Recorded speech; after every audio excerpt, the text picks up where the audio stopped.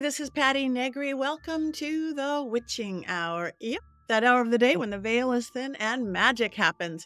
I have some really good magic for you today. I have some Mia Magik.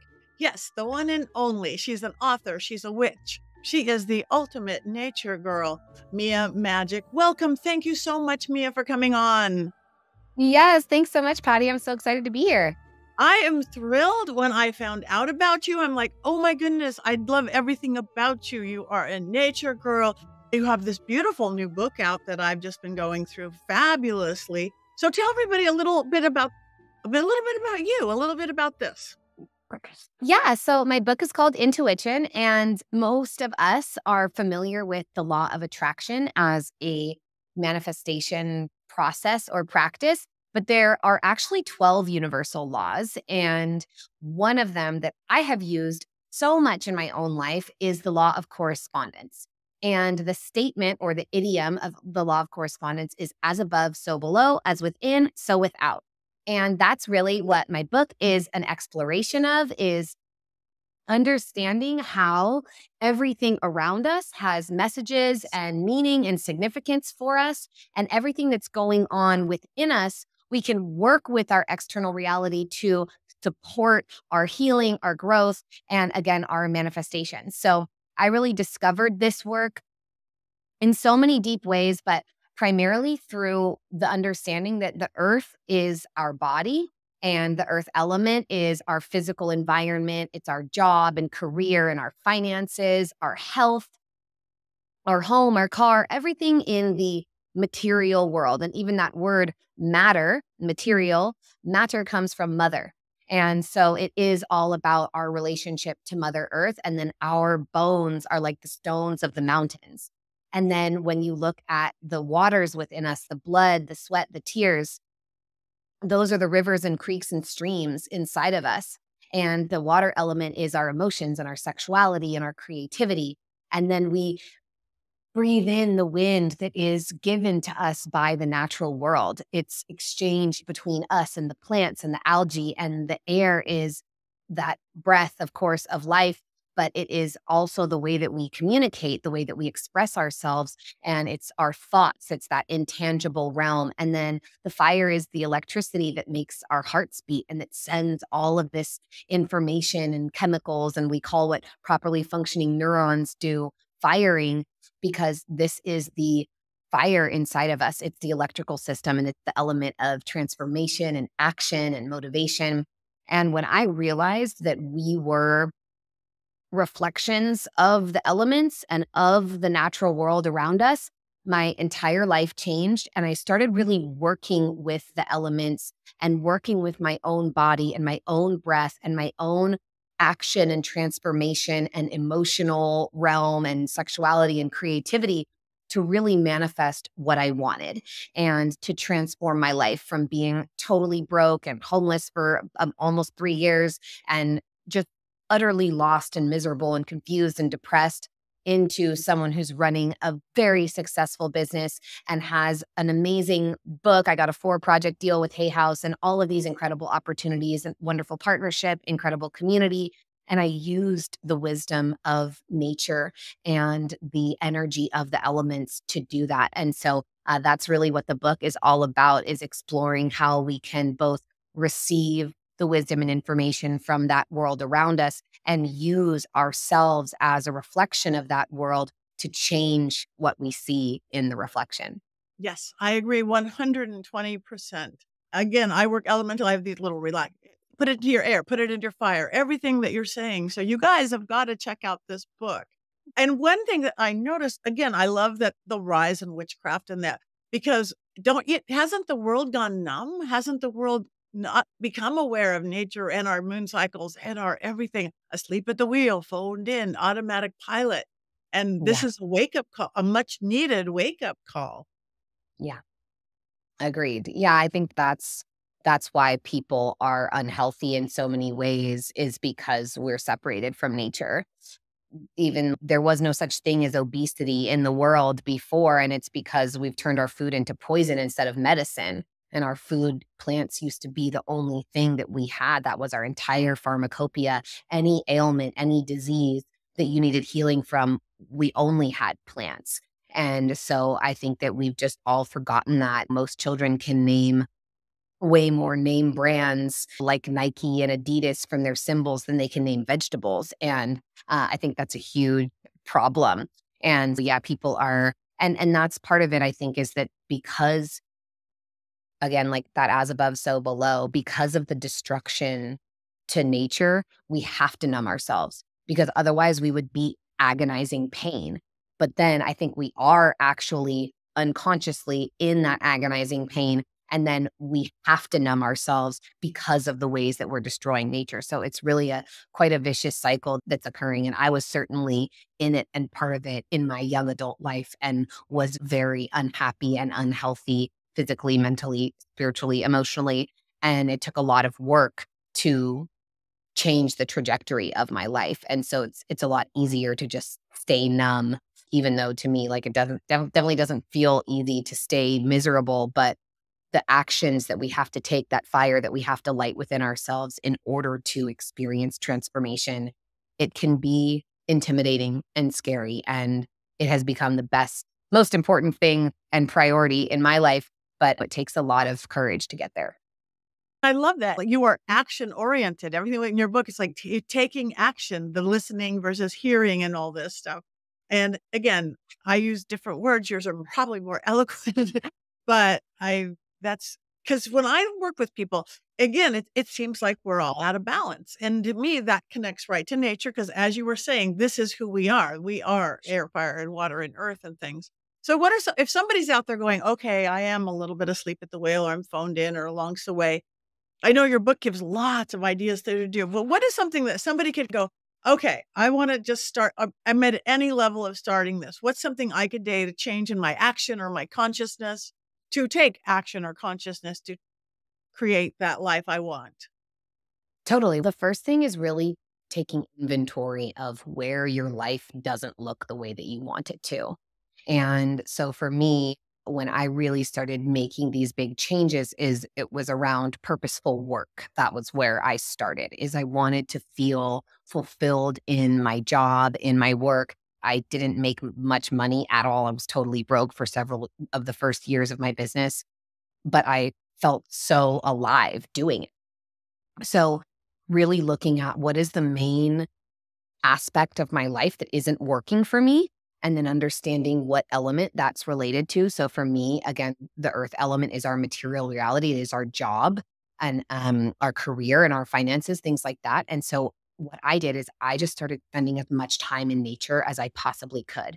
And I'm from the Redwoods. I'm from Northern California, from the deep old growth forest. And so I would just go and spend time. I was like driving up to Northern California. We live in LA, and I was driving up there as often as I could and just spending time in the Redwoods or anywhere else. Obviously, LA has so much beautiful nature surrounding it. But I really worked with the earth element. I want to feel that solid, stable, grounded foundation. I want to feel that eternal generative energy that is the abundance of nature. I want to feel that balance and harmony that exists when I go outside and hear all of the birds chirping and everything's lush and green. I wanted to feel that within myself. And green is also the color of the heart chakra. So it was really working on, can I feel worthy of this type of job? Can I can I rewrite the stories of how hard I have to work in order to attain success? What does success actually mean to me? So that was my particular experience, was really working with the earth element. But if what you're finding is that you feel really depressed and you really want to experience an alleviation of some of those feelings of like depression, right? Being pushed down. Working with waters, like taking long, beautiful baths, working with your shower. Of course, I recommend wild waters. I really highly recommend people get out into natural environments, go swim in a lake or the ocean or a creek or a river, because you will be exponentially more healed by that. But even something as simple as charging your water with your intentions. Oh, I'm going to drink this water today. I've been feeling really depressed. I'm going to charge this water with joy.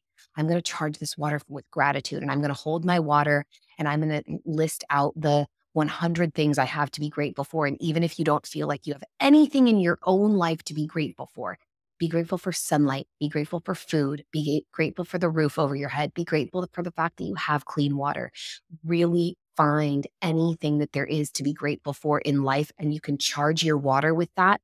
And cellularly, your water will affect you differently. And so again, understanding which element is associated with the thing you most want to change in your life, and then working with that. And for me, just being out in nature in general, no matter what, even if it's just a park, forest bathing, shirin-yoku, the Japanese art of really immersing yourself in a forest environment, has been proven scientifically to boost your immune system, lower your stress response, lower all of your stress hormones, decrease anxiety, elevate your mood, enhance mental health and well-being. Like, just hanging out with trees for a few minutes can be such a miraculous healing modality. And so that's really the easiest thing. Then you don't have to do anything. You don't need, it doesn't have to be a specific ritual. You don't have to cast any spells. You don't have to do anything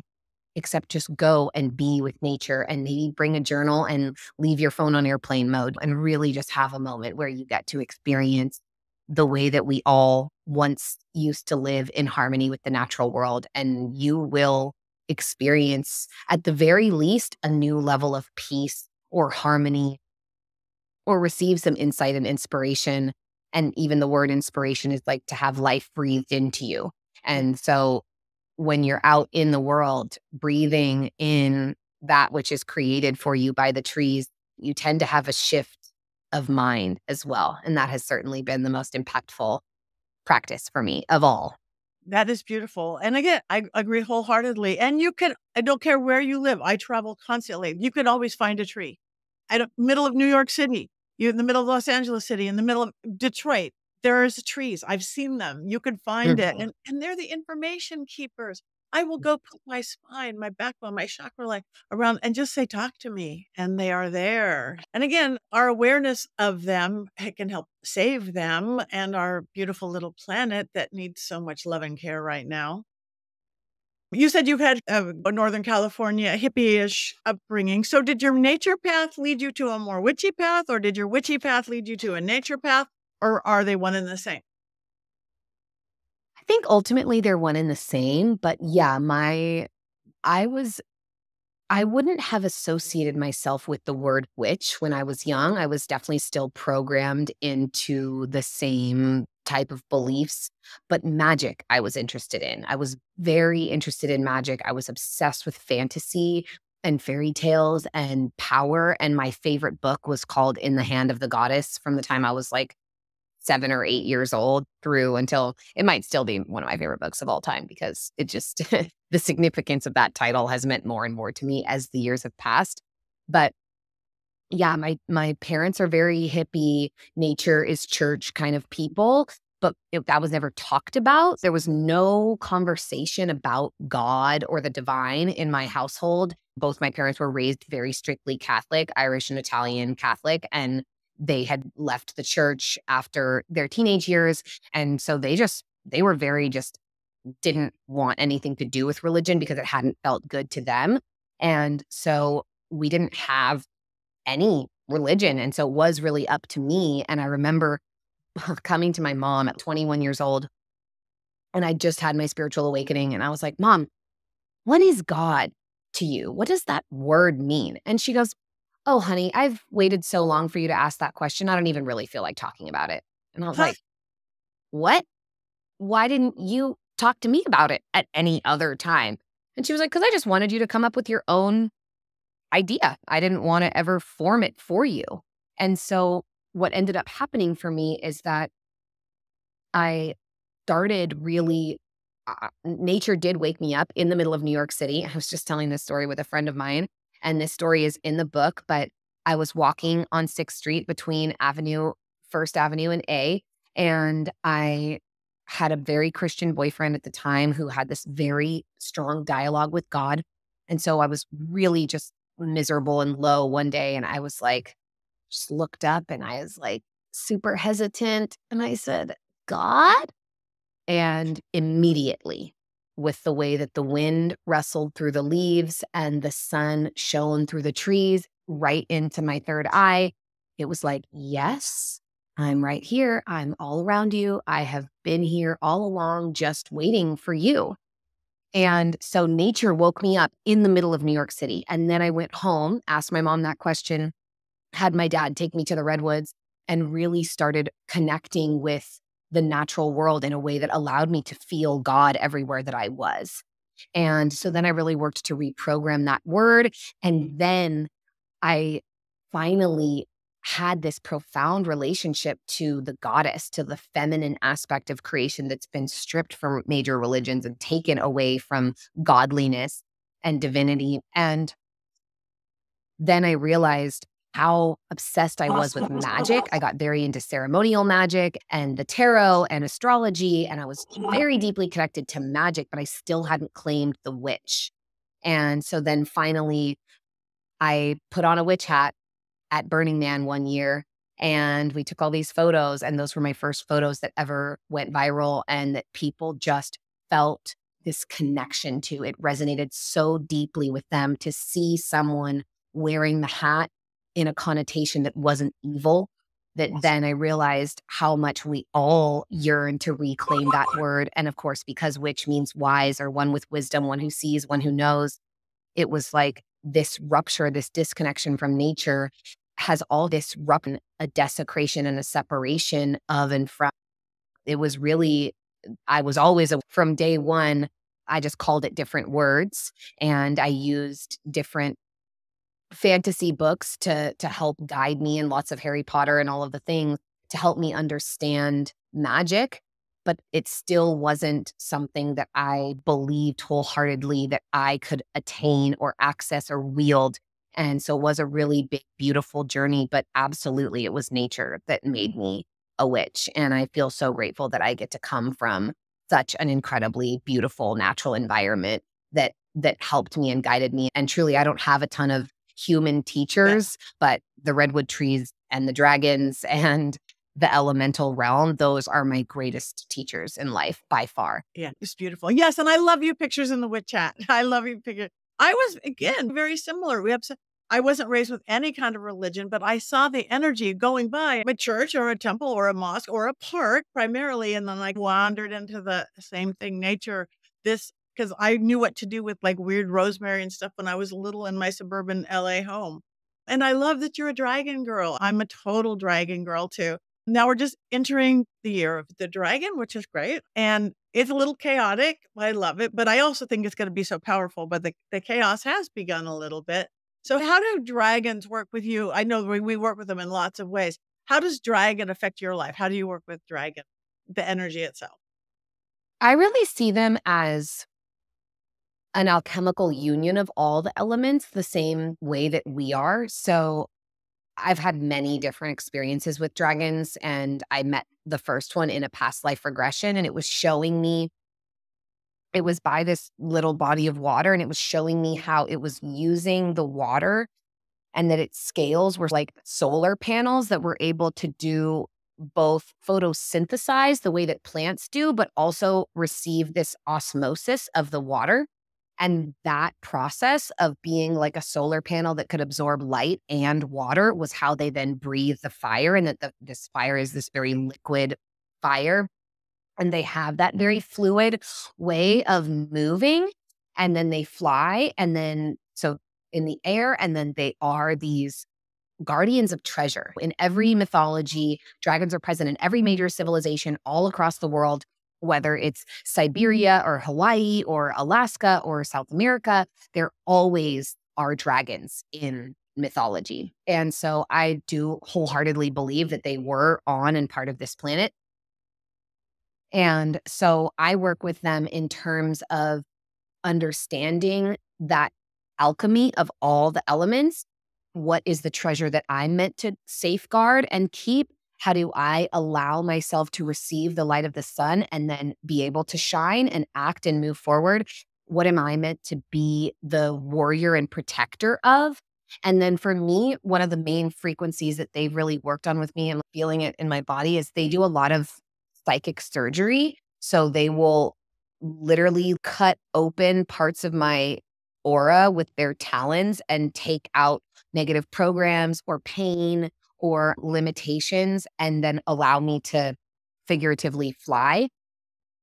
So I do think that's a big part of my work with them. And then another thing that I've really learned deeply from them is around, so if we think of ourselves having this 7 chakra system, dragons tend to have more than that, but the central chakra, so the sacral chakra, the second, the third chakra, the solar plexus, and the heart chakra, the fourth, what I've been told by the dragons is that is one energetic portal for them, one cauldron where that heart chakra, that's the chakra of love and breath, you breathe the life of love into that chakra that, or the portal that is the power and the light. And then love is what's fueling the power, and the power is what generates the creations in the sacral chakra in our creative portal in the cauldron. And so really working with that, how can love fuel the power of my creations? How can I breathe life into my own power and my own gift and my magic and allow that to be what then bring life to whether it's my book or my oracle deck or my business or my relationship.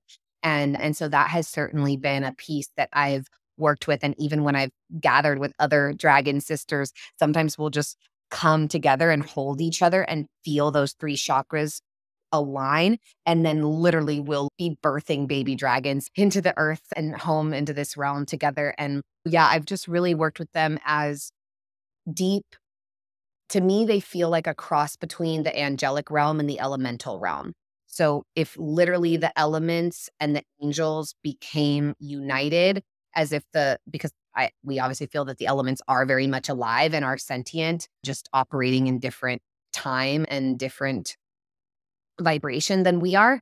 But that is definitely how dragons show up for me, is as angels that have helped and supported and guided me so much. And that's another reason why I just don't have human teachers. I'm like, my teachers are trees and dragons. Yeah, it's been a very beautiful path, but that's one of the things I think that makes me a unique teacher and why people love my Year of the Dragon video and why path and my teachings are unique is because I'm not getting anything from like other witch books or some person who has some relationship because of their trauma to this particular way of doing things. Like everything that I have comes from direct experience or directly from nature. And it's been a really incredible gift to be able to share the medicine that has healed me.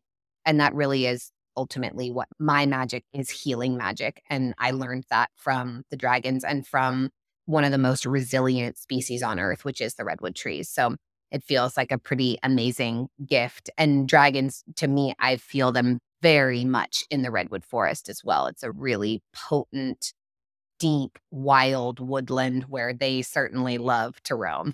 They do. I love, and again, I learned mine direct from dragons too. And you are saying they connect earth and up. That's what I always say. I go, they are crossroads beasts. We know magic happens at the crossroads, and they can fly between heaven and our earth. And that's where the power is.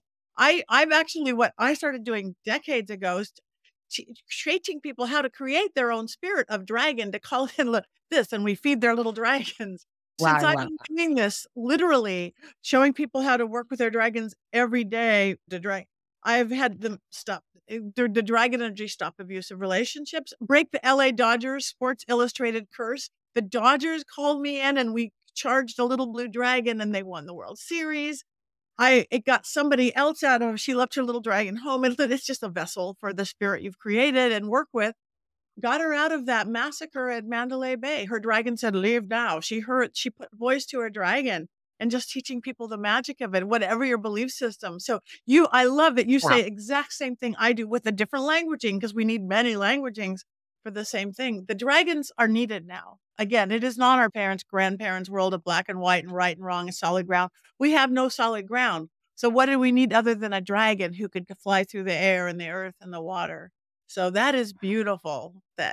Yeah. So also I know, I love it. I love how you spell magic with a K, but not the C. I spell it with the C and the K. We know the one with just a C means you pull a rabbit out of a hat and do card tricks. But I love your magic with a K and not a C. You brought the magic part of it into it. So Yeah, yeah. I've had a lot of run-ins with the Crowley lineage, his CK magic, and it just has never really resonated with me. And I think that everyone who's following this system of this great wizard who died alone of like a heroin overdose in a dingy apartment, like to me, that's not the life that I'm looking for. That's not a role model that I would ever seek to follow. And I've had some really unusual run-ins with people who are deep devotees of Thelema and some of that Aleister Crowley type of magic. And it's not to say that I don't think that there's so much value in gematria and in understanding the legends of Babylon and really working with beautiful codexes and doing ceremonial magic and understanding how to create ritual. But to me, again, like a lot of what I see through that lineage is very disempowered, or like the people are not healthy. Their energy is very dark. They're very obese. They're like their like vital life force energy is super low. And so I've really seen that magic with a CK kind of drain people, and it just doesn't resonate with me. And so the K for me is a nod to the Ka body, to the Egyptian mysteries. I am such a student of Mary Magdalene and of the Isis sex magic lineage in the tantric tradition, and of how can we bring that Christed consciousness, the miracle healing, the hands-on energy that allows people to transform and awaken. And so I love seeing the Ka body, like that Egyptian higher self or energetic soul imprint that's part of you. That's really such a big aspect and element that I work with, and that I'm intent upon charging up for myself so that I can continue to be of service and to bring more magic into the world. And so that's my magic with a K little explanation. I think it's great. It's in your name. I use the CK, though I've never had run-ins with. I'm not a Crowley devotee or a Thelemite or anything like that. But luckily, that word is getting a little more mainstream. But Totally. you have a lovely twist on it. I like that. Thank you. Yes, I like you. Actually, you do a lot of play with words like IntuWitchin, and use the word sorceress with the word source in it. Yes. Okay. Yeah, that word source, the old source, like even sorcery, where it all comes from, whether you spell it like source the way that we speak about God, means to rise. And then the suffix OUS, outrage us or contage us, means to be full of or abound in. So if we are a sorceress, the way that I spell it, SOURCEROUS, then we are rising into our abundant fullness. And that, I think, is the best way to wield power, right? Is I am full, I am whole, I am fulfilled. Let me overflow. And that overflow is what then feeds the world, the community, the audience, the students around me. And yeah, so Sorceress is a program that I do have coming up. Sounds like the day of this episode, we have this amazing free event, and Sorceress coming very soon. And really, that is so much my intention, just to connect people to these infinite sources of magic, which I have found in the elements and we can all access at any time. And it's just so healing and also so generative, and allows us to then reclaim this symbiotic and synergistic and reciprocal relationship with the natural world. And yeah, I play on words as much as I possibly can. I'm like, there's too many words in the English language that have been turned against us. And like words like lunatic, oh, to be in alignment with the moon. Words like insane, sane in Latin means health. To be insane literally meant to be internally healthy. And then we turned I in from being inside to anti or against. So if it's inside of ourselves, now it means, oh, something is like, when we use in as a prefix, like means that it isn't, or it doesn't, because we're so separated from that power inside of ourselves. So I'm always reclaiming words for myself and really allowing them to do what they originally were meant to. And even the word is like that. Word comes from WYRD, which was pronounced weird in Old German. That's where we get the word, and weird, and it meant destiny, because we are weaving our destinies with every word we speak. And because those of us who are willing to go away from the herd or the flock, or just from the same old normal path as everybody else, we're the weird ones, and we are moving in the direction of our destiny. So yeah, I'm such a word witch. I just love that makes me so making happy. it all. One of the first things I noticed, and I love you said, because you, like I have a school, you have a school. So tell everybody a little bit about your witch school and what that is and what you do have coming up. Yes. So thank you. Yeah. So I have an amazing school of magical artistry. Witch School is a beautiful 6-week, really just fundamental experience of diving into building a magical life. Then I have an elemental embodiment program that's, again, just like 6 weeks and is more how to start working with and connecting to the elements.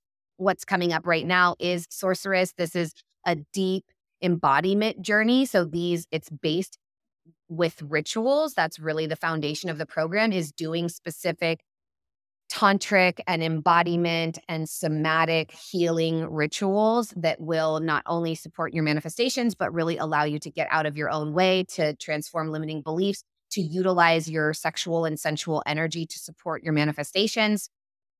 I have like beautiful little money magic and love spell. The money magic ritual is one of my favorite things ever. We've had people manifest like $100,000. One girl manifested 3 million euros from a relative that she didn't even know she had. So we've had an amazing results with money magic and with love spell.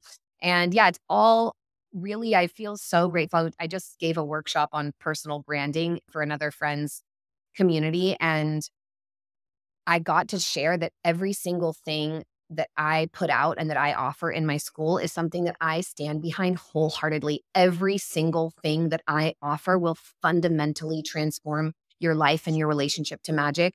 And I started as a one-on-one coach. I used to be an executive coach for actors and athletes and all of those things before I claimed the word witch. That was when it was still just the magic. And that's how I got the name Mia Magik. And I really supported those people in coming into fullness of expression, safety in power and in magic, being able to build purposeful careers, releasing scarcity and stepping into abundance. And so my training was, as a coach, I'm certified in 15 or so alternative healing modalities. And so I really utilize my innate witchy gifts as a healer and my deep training in mindset and social and emotional intelligence coaching to really help people just get out of their own way and step into whatever their most magical selves and lives look. And it's so much fun. Having a school it's just such a gift, and what a blessing for me to see and witness elders who have forged and blazed a trail, and who I'm sure got a lot of flack when you started doing this a few decades ago. And I just feel so honored and blessed that I get to do this, and I get to watch people have these massive wins. And I run retreats at castles in Scotland that are like going to Hogwarts for the week, and lots of beautiful wild rituals outside in nature and deep connection and friendship. And every single one of these people that comes to my retreats, they're all still friends. Like the group chats are still running 2 years later, and everyone's still just so deeply connected. And it's because our magic is so real, and we are designed to remember it and to live in service to it. And yeah, that's what my whole ecosystem is all about. And now IntuWitchin is my book and is the very first step that everyone can take on this journey. And then I just have a myriad of other ways to access and amplify more magic in your life from there on up. So tell people before we go, I cannot thank you enough. Again, you guys are going to love her like I do. So tell people where they can find you, where they can get your book. Yes. Okay. So you can get IntuWitchin absolutely everywhere books are sold. It's available on Amazon and Barnes & Noble. And yeah, everywhere that you can buy a book, you can get IntuWitchin. And I am Mia Magik, spelled like this, MIAMAGIK. So that's my Instagram, YouTube, TikTok, website, absolutely everything. We do have a couple of amazing retreats coming up this year in the Redwoods, and we always go to a castle somewhere in Europe if you want a little more fantastical, bougie, luxurious experience. But yes, everything is Mia Magik, MIAMAGIK. And you can find all of my courses and programs, free events, everything on my website, miamagik.com. Thank you so much. Check her out. Thank you, Mia Magik, for bringing your Mia Magik to the Witching Hour.